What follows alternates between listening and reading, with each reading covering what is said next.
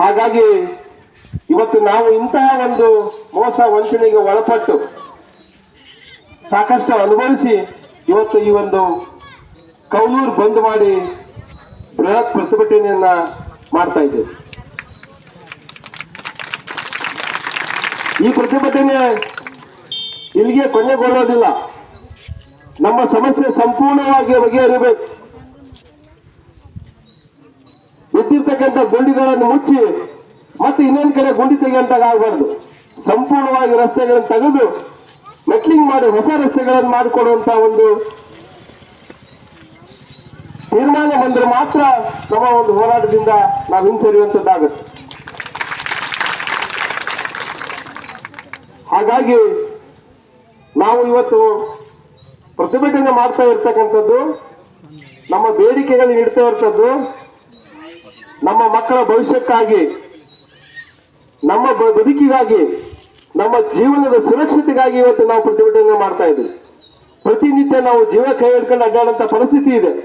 ಯಾವಾಗ ಯಾವ ಬಸ್ ಎಲ್ಲಿ ಬಿದ್ದು ಹೋಗಿ ಯಾರು ಸಾಯ್ತೀವೋ ಗೊತ್ತಿಲ್ಲ, ಅಂತ ಪರಿಸ್ಥಿತಿಯಲ್ಲಿದೆ. ಬಸ್ ಚಾಲಕರು ಕೂಡ ಎಷ್ಟೋ ಸರಿ ನಮ್ಗೆ ಬೈದಿದ್ದಾರೆ, ನಿಮ್ಮ ರಸ್ತೆ ಬಸ್ ನಾವು ಬುಡಕ್ ತಯಾರಿದೀವಿ, ರಸ್ತೆ ಸರಿ ಮಾಡ್ಕೊಳ್ರಿ ಅಂತ ಹೇಳಿ. ರಸ್ತೆ ಸರಿಗಿಲ್ಲದೆ ಬಸ್ ಬಿದ್ದು ಹೋದ್ರೆ ಅವನು ಸಾಯ್ತಾನೆ, ನಾವು ಸಾಯ್ತೀವಿ. ಆ ತರದ ಒಂದು ಪರಿಸ್ಥಿತಿ ಈ ಭಾಗದಲ್ಲಿದೆ. ಇದನ್ನ ಬಹಳ ಹಗುರವಾಗಿ ಯಾರು ಪರಿಗಣಿಸಬಾರದು ಅಂತ ಹೇಳಿ ಮನವಿ ಮಾಡ್ತೀನಿ.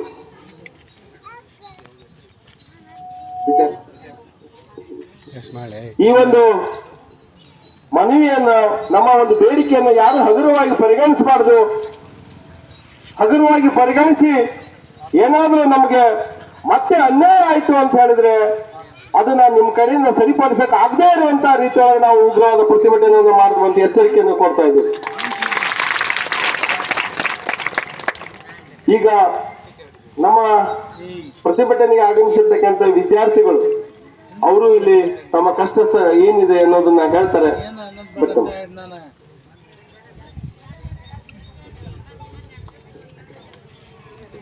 ಇಲ್ಲಿ ಆಗಮಿಸಿರುವಂತಹ ಎಲ್ಲ ಅಧಿಕಾರಿಗಳಿಗೂ ನನ್ನ ನಮಸ್ಕಾರಗಳನ್ನು ತಿಳಿಸುತ್ತೇನೆ. ಅದೇ ರೀತಿ ಇಲ್ಲಿ ನಡೆದಿರ್ತಕ್ಕಂತಹ ಪ್ರತಿಭಟನೆಯಲ್ಲಿ ಸಹ ನಾವು ವಿದ್ಯಾರ್ಥಿಗಳಾಗಿ ಭಾಗವಹಿಸಿದ್ದೇವೆ.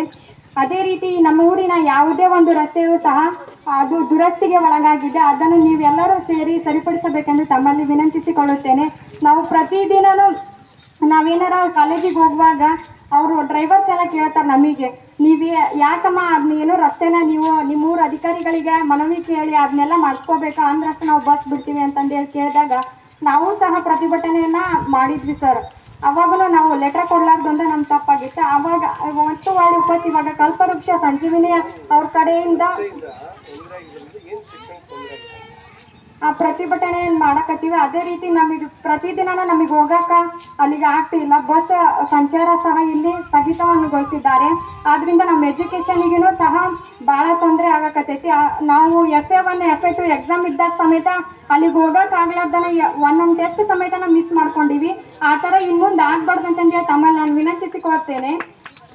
ಅದೇ ರೀತಿ ನಮ್ಮೂರಿನ ಎಲ್ಲ ರಸ್ತೆಗಳನ್ನು ಸಹ ಸರಿಪಡಿಸಬೇಕೆಂದು ತಮ್ಮಲ್ಲಿ ವಿನಂತಿಸಿಕೊಳ್ತೇನೆ. ನನ್ನ ಮಾತು